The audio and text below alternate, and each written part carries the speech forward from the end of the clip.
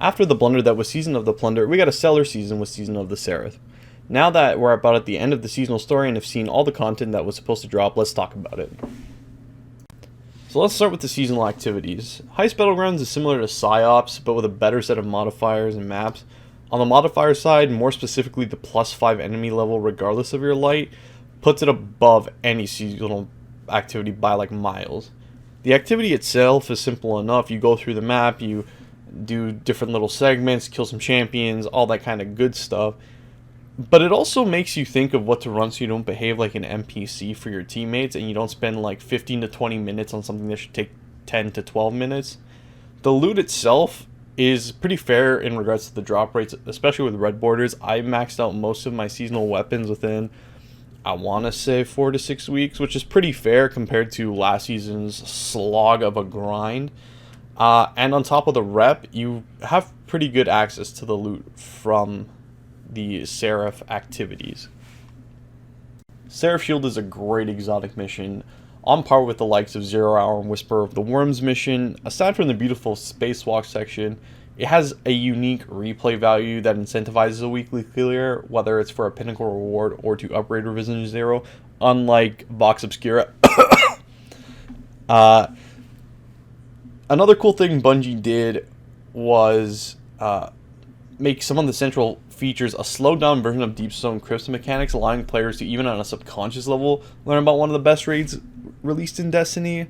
And finally, the coup de grace is the Good Boy Protocol, allowing the gamers to pet the goodest boy in the solar system. So onto the loot. The loot this season is truly a testament to Bungie's ability to listen to the community. There isn't one weapon that I did not want to craft this season. I found ways to incorporate them into almost all of my builds. They gave me ways to round out my loadouts and the ability to have options in every slot for things like Incandescent and Volt Shot.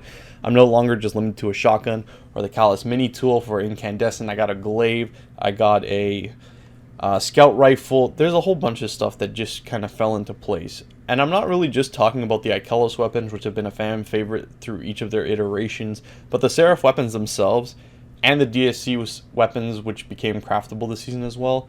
I've crafted about every weapon that's been able to be craftable besides 2 Deepstone Crypt weapons, and if I had to say my top 5 sets of weapons, it would have to be Ikelos, Seraph weapons, King's Fall, Val the Disciple, and Deepstone Crypt. 3 of the 5 were released this season alone. That's crazy. Now I want to talk about Spire of the Watcher. It was one of the weaker pieces of content that dropped this season, but I still had a really fun time with it. I remember day oneing it with some people from my community. It took us like 30 to 45 minutes, which is pretty fair. It took us a lot longer for duality. The mechanics are very simple, so taking the newer players through my community or people who haven't had time to do it through it doesn't really take too long, and they can actually participate in it fairly easily since it's just one nice unified mechanic. And honestly, the loot, the whole design of going through the Spire, bringing back the Soul Divisive, and having Osiris spit facts about it is pretty funny, not gonna lie. The exotic bow I got in my first run, and I used it for the first half of the season until I crafted some of my weapons and I started focusing on that. And I think it will be very interesting for higher end content this season, and next season potentially for the day 1 raid. Who knows? I'm considering it with my team, but who knows?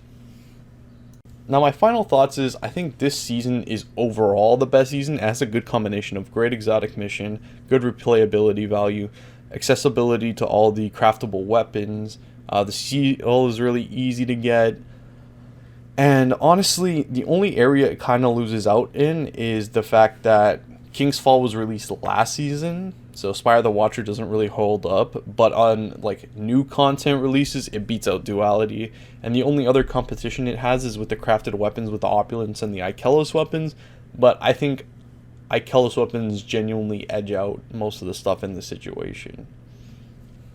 Just a little announcement that I'll be putting out more videos and streaming 2 to 3 times a week this year for as long as my schedule allows for it. I'll be most likely streaming on Tuesdays for sure at Reset, and Friday or Saturday, or both depending on how my week goes. If you're still looking for a community to chill and play Destiny with, consider joining my Discord, which will be in the description down below. And finally, I have picked a team for Lightfall's Day 1 raid. I'll have a post coming out soon, so keep an eye out for that, Guardians. Peace.